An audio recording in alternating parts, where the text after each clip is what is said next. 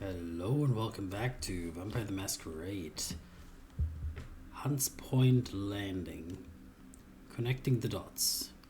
We've gathered a considerable trove of information about the matters relating to Kali's sire. We should discuss everything, take a figurative breath, and determine our next course of action. I have heard some of the crazy legends that popped up around the ministry over the years. I don't know if they can actually control the elements or not, but the second we step off North Brother Island, a ruthless wind kicked up, shoving us right back to our boat. It was like Mother Nature was screaming at us to get out, to run, leave this cursed place before it consumes us whole. So we did. We crossed the East River and only slowed down when that wicked wind finally took a break from breathing down our necks. That's when it abandons us and dives us into the icy Hudson, stirring up wild waves. As we are talking down on this pier, the thunderous crash of the water drops out our voices, all fierce and intense, like it was devouring our wounds to sustain itself while yearning for spring.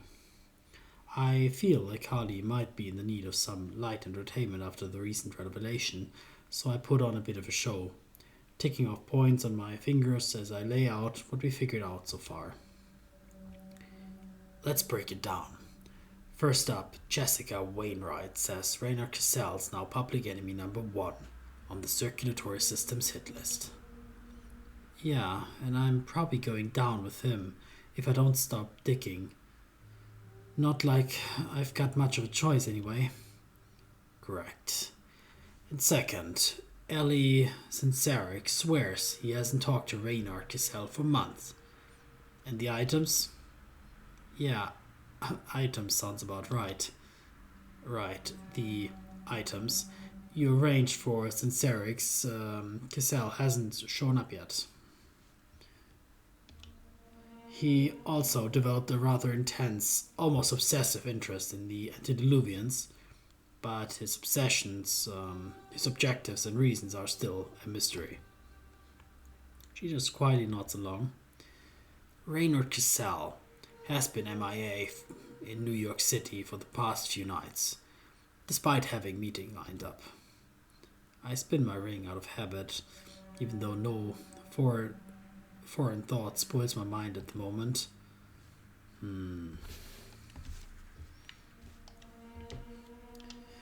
It looks like your sire is playing a very dangerous game indeed, one whose rules we don't know at the moment. And there's that Simisi from the Hudson. Vitra, was it? Sinceric mentioned she's after Reynard. Tell her about Vitra. Tell her, spoil her, enlighten her. And here I hoped Kali would let that matter go as well. Sadly, it seems I'm out of luck for the night. I don't know much about her, just that she's got some sort of show in the Hudson. We should definitely look into her. Oh yes, look into her eyes, into her heart, lungs, liver, spleen. Silence, goddammit. Spinning the ring helps me calm down a little and gather my thoughts into a well-honed argument. I raise my hat, surprisingly find Kali scowling at me with an annoyed expression, but I need to lead the conversation elsewhere before she can unpack her emotions.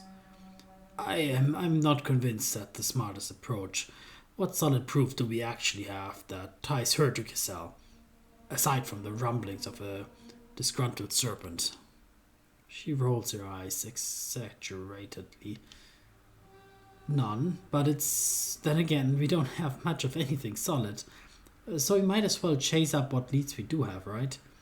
Tell her you'll go talk with Rita together, lad. Take her to the Dragon's Lair. That makes sense.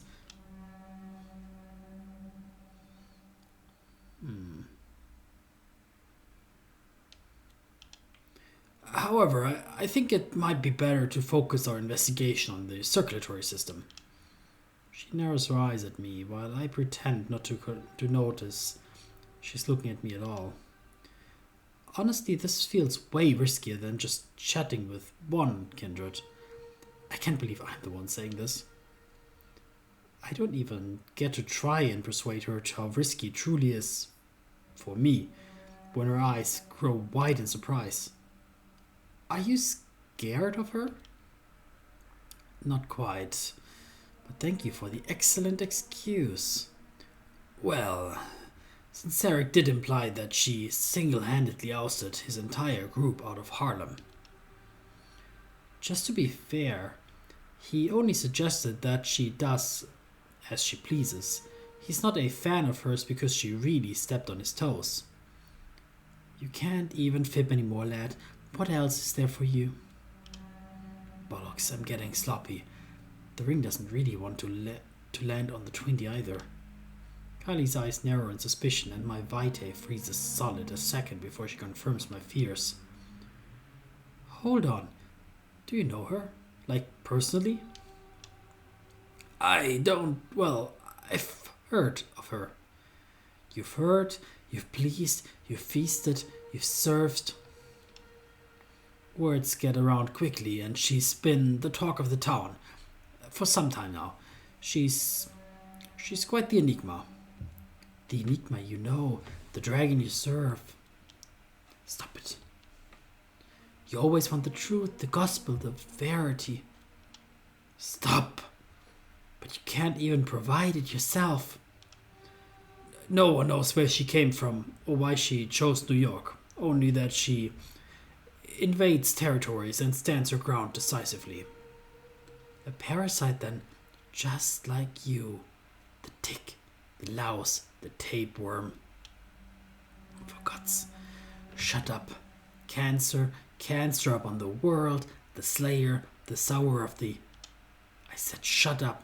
What will remain of you, her, him, them, us, what will remain when you... Close your mind to it, Fionn. Yes, I will. And that unknown element is precisely what makes her a threat. She shuts her eyes and grits her teeth like a quern. Seriously, you know we can't trust the gossip mill. It's like the lifeblood of kindred politics. Everyone's been hyping up since Sarek as this big, scary motherfucker. And look, the guy's practically a sweetheart. Maybe we just caught him at the opportunity moment. Exactly. We might just catch Fritra at a good day too. Oof. I mean, I kind of want to meta play this a little bit so that we actually get to meet her. Perhaps, but the fact remains, many kindred who went to see her for one reason or another never returned. And the same can be said about encounters with the sheriff. I don't get why you're all wired about looking into her, especially since you've never even met her. The diff. Confess your sins and she will absolve you. 20. Finally. I stop spinning my ring, just grip it tightly, my knuckles turning a shade of pale. The main difference between her and the Camarilla is that with the ivory tower you can occasionally talk your way out of a deal, negotiate like you did a couple of nights ago. With Redra, it's a different story. You just disappear. I can't force myself to look her in the eye as I speak, my gaze firmly locked onto my ring. Thankfully, the voices have finally calmed down for the moment. Kylie's silent for a while too, while throwing her hands up. You know what? As much as it kills me to say, you're right. This Rita chick is way too dicey to just waltz up to it. Let's just stick with something more solid for now. Yes, exactly. A relief overwhelms me, so much that my legs shake with the effort to keep me upright. I spin the ring just a little to tether myself to the ground, finally looking Kylie in the eye. They look surprisingly empty compared to the words that leave her lips. It's just that, this is killing me. I need to do something with my hands before I literally explode. Literally? Is she talking about the same thing that forces her to look for a new home each night? What would you like to do with your hands then? Got a coin or something I can toss? Maybe a pebble, a button? Wired, she says. Well, who am I to judge? I rummaged through my pockets and handed her a quid that got lost in my coat before I came to the New World. Thanks, so... Oh shit, looks like Serpent are having second thoughts about letting us walk. What? That's bad news. I turn around to look, feeling the coin leave my hand, but there's nobody there. The river remains turbulent and ill at ease, filling the air with the sound of crashing waves, but otherwise, the pier is calm, abandoned, and quiet. When I turn, Kali has already backed a few steps away. Never mind. Probably just my mind playing tricks. Hey, what's up with your ring? My ring? What? Tee, it's gone. Ha ha ha ha ha ha ha. Kali lifts her hand and gives her fingers a little wave, flashing the double hand, and I feel the whole world crashing down onto my head. What you can do now? I don't even breathe, but it's like she put a plastic bag over my head. I'm suffocating, drowning in the middle of the desert, fingers trembling and grasping for relief in her hand. Are you gonna cry? Ha ha ha ha! Give it back! Why the fuss? It's a cool piece and all, but seriously, what's the big deal? You don't understand. I really need it back, please. Oh, but you don't. Let her keep it. That old, useless, pointless. She crosses her arms and leans back while I wobble forward, my body tensing to jump by itself while I fight to keep it in place. I clench and unclench my fists, desperately struggling to not keel over, to kneel down, not... Or just enter, kill her, hurt her. Hurt her. Oh yes, hurt her, like you hurt everyone. Kali, I'm serious, please. It could turn really ugly really fast. Give it back. Give it back. Just give it back. Cael tir feinia Pádraic. Cael tir feinia Pádraic. Where you belong, you little bitch. Sorry. I can't even understand what you're saying. Shouting and howling over each other in a endless cacophony of strength, long suppressed, flooding me with a clear intention to pull me underwater. Kali still keeps talking, but I barely even hear the words that she tosses my way.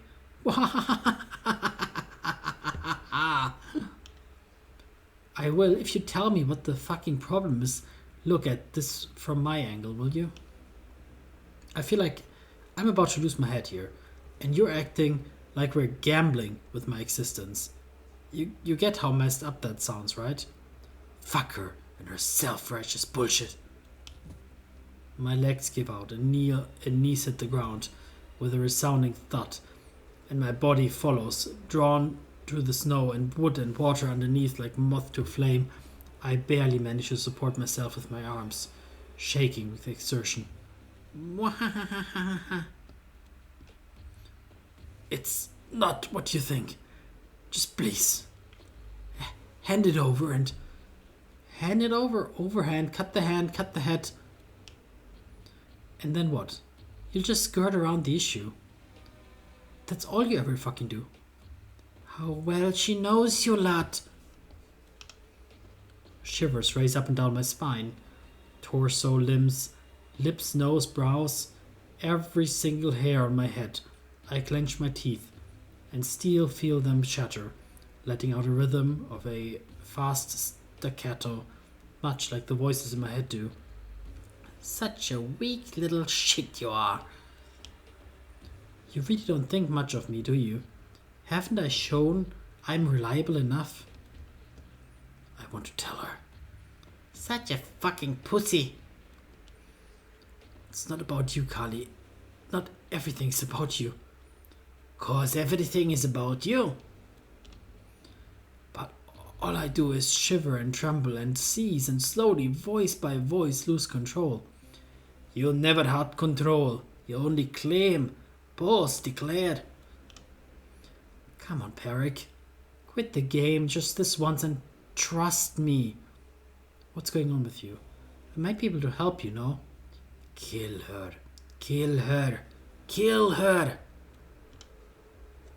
She pries one of my hands away from the decaying pier wood I nearly crushed in my grip and slips the ring onto my finger. You're nothing. No one. Your boss is trash. I barely register her stepping back. The ring is back. And you never be anything more than... It's back. It never went away. I spin it once. A 20. The voices disappear from my head, silencing the discord they've been sowing so loudly in my mind. A wave of relief washes over me, and feeling replaces numbness that had my limbs overcome. I curl in on myself, calmer, happier, safe, cradling the bringed hand to my chest. I realize now that I'm breathing, gasping for air in the most useless, mortal, relaxing manner I so desperately need. I don't understand what happened. She could have done anything she wanted with it. Why would she give it back just like that? Is it possible that all she wants is an explanation? After all the lies and deception she's encountered, she must crave honesty and clarity. I can give her that, or at least a few crumbs of a larger truth. It's not that I leave important decisions to a dice roll. Absolutely not. You're right. It would be immensely foolish and risky. I look her straight in the eye, a picture of honesty. She slumps onto the pier next to me, nodding, encouraging me to go on. This ring, I consider it my lifeline. It keeps me from drowning in my relentless flood of voices in my head.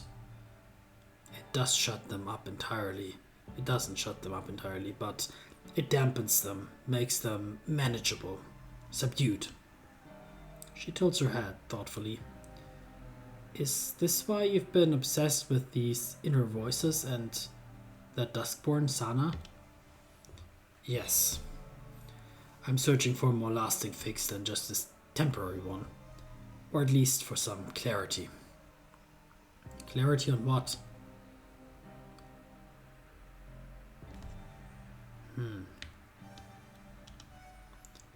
On what these voices actually represent. You don't know?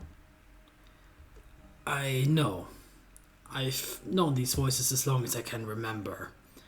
I understand why they grow stronger after my embrace, but I also know they're not like what others experience. Pádraic, I'm already lost. What others are you talking about? I don't speak for a while, fingers dancing over the ring, even though the voices are silent for the moment. I hoped that a few crumbs of the truth would satiate her hunger for answers, but it seems she needs a full bite of it. I am Malkavian, Kali. The whole caitiff act is just a facade. Okay, and she what? I can't help looking at her suspiciously. You don't seem too shocked. I mean, what are we if not the secrets we keep? Kali isn't even my real name, you know? Huh? What do you really go by then? Slow down, Turbo. We're still unpacking your little masquerade here. What's up with that? I sigh deeply and run my fingers through my hair. Why the pretense, you mean? Yeah, that. I get the gist, but I'm curious about the deeds. The deeds are that Malkavians aren't exactly the crowd favorite, particularly among us with a uncanny insight into the future and no skills at concealing it. Wait, hold up, you're telling me you can see the future? No, nothing so esoteric. I get feelings, hunches, occasional whispers offering me a glimpse of what might be. That sounds pretty nifty to me.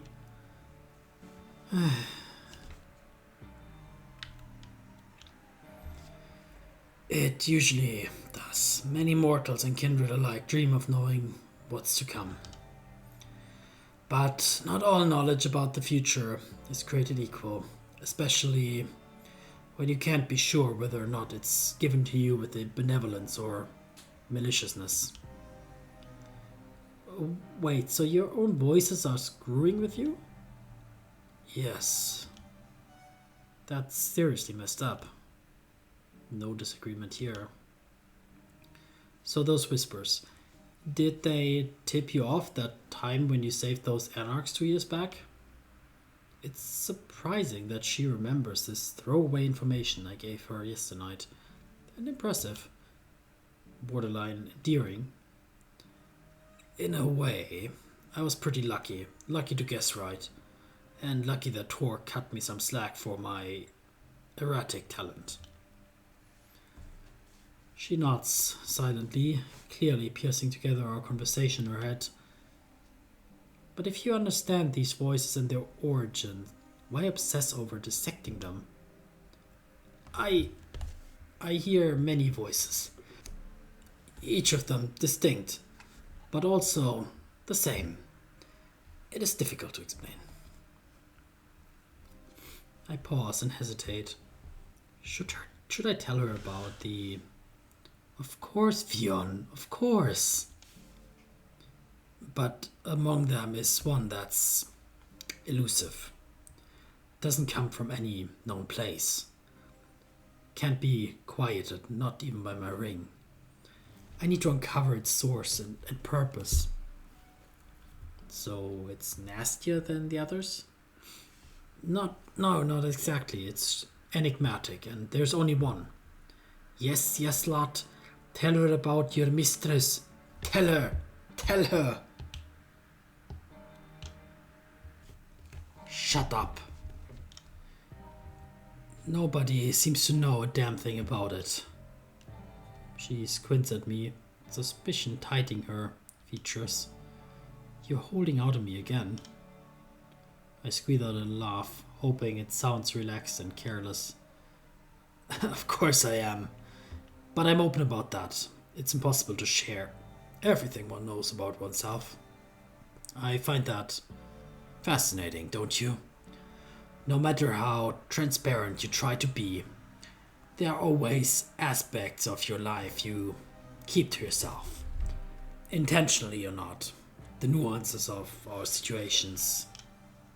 I can pinpoint the moment when her eyes glaze over and my words start finding no purchase in her brain. I ramble on for a moment longer, partly to recharge my batteries, partly just to spite her. Cool it, Gandalf, keep your secrets. Just remember, I'm not letting fate roll the dice for me. We already have one reckless idiot in the team, and that's me. She really is something else, isn't she? I suppose she deserves one more crumb of truth. I offer a small but genuine smile. Thank you. Truly. Had I known you would be so understanding, I'd have opened up sooner. I apologize for misjudging you, Carly. You should. I'm as reliable as they come. Cool as a cucumber. That's a stone-cold fact. But I let it slide. Everyone fucks up once in a while, right?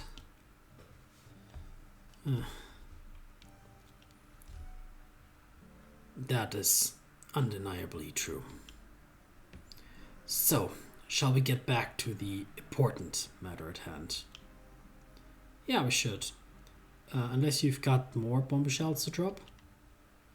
The thing is, I know she's trying to get my rise out of me, but I can't help the way my unbeaten heart stops and hair stand up on the back of my neck.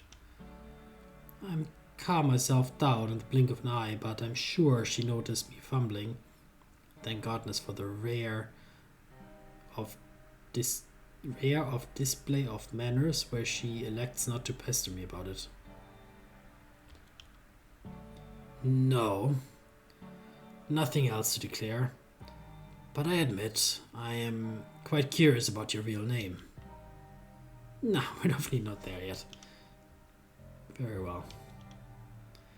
So, Reynard, why the circulatory system so obsessed with getting him out of the picture?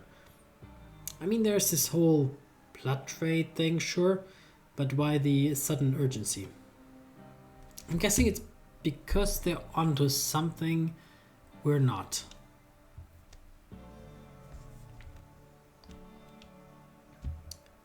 Or they made a mistake. Yeah, nobody's perfect, but I guess it's kind of less likely that a whole fucking corporation is totally wrong about something, you know?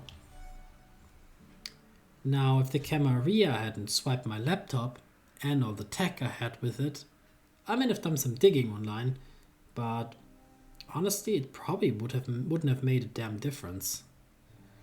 A behemoth like the circulatory system probably uses a sealed-off intranet for all of their dirty laundry.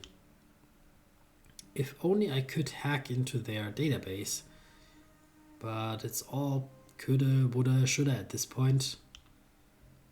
Oh, hold up that thought. Getting into the circulatory system's database might just be within our grasp. She squints at me, reluctantly impressed. Have you ever come across someone named Kaiser? No hablo español? Alemana, but that's beside the point. Kaiser is quite the figure here in New York, or to be more precise, a veritable éminence grisée, his influence extending everywhere like it's a spider's web. There's little he doesn't know, even with the recent altercations with the Sombra Prevention. What altercation?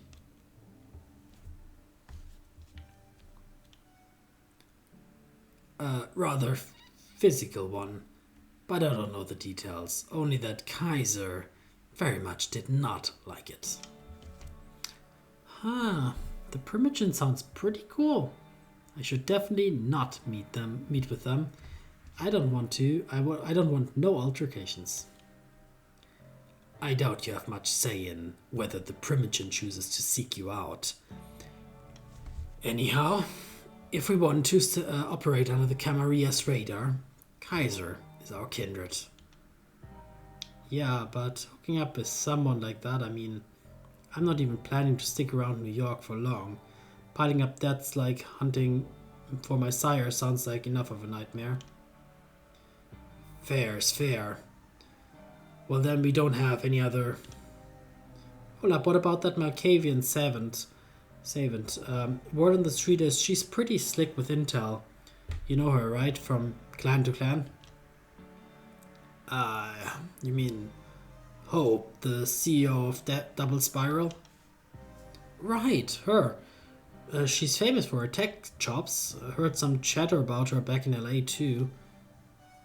Well, she might not be the best fit for this job. Cracking open the database is one thing. Getting her hands on it is another. But she's been a thorn in Kaiser's side lately. Gaining ground in his areas of influence for the past couple of years.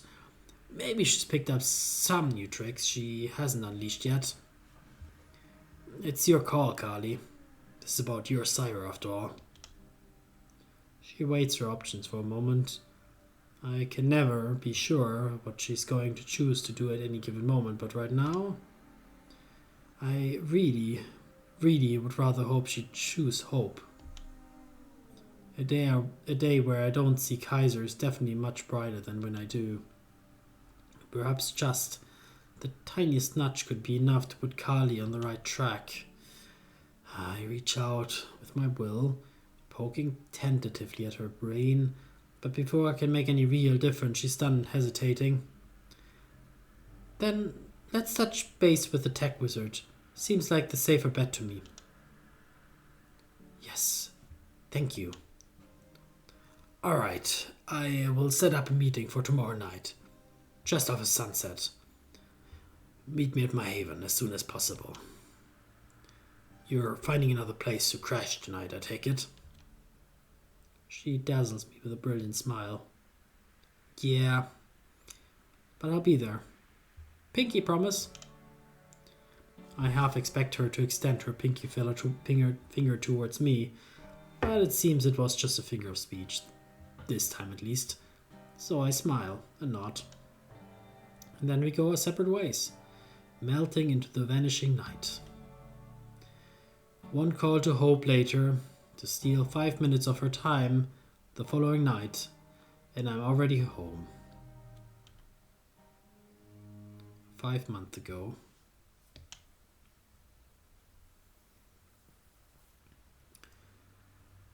So, you've been at this every single night for how long? About 13 years, give or take. Damn! It's a lot to process, ain't it? Best you heard it straight from me, though.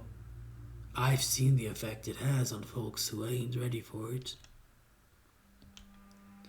It changes you, keeps you up at night, gets right into your heart and holds you tight. And there ain't sane minds to share it with, 'cause nobody's gonna believe such tales. Now, this here burden, you can let it crush you, or you can forge it into a weapon strong enough to destroy those damn leeches and avenge your offspring. Your choice. How widespread is this? How many like you are out there? In the States? Could be hundreds, maybe thousands. But the numbers ain't the point. We operate in small, close-knit teams. No offense, but that seems mighty backwards to me. A good leader could use your collective strength to greatly amplify your impact, not to mention your shared expertise. It's essential for the success of any venture. What about gear? Please don't tell me you're out there with those antiquated stuff like the NRA. Would be a shame to showcase as a relic. We grab whatever we can lay our hands on. Ain't like there's a budget set aside for our kind of work.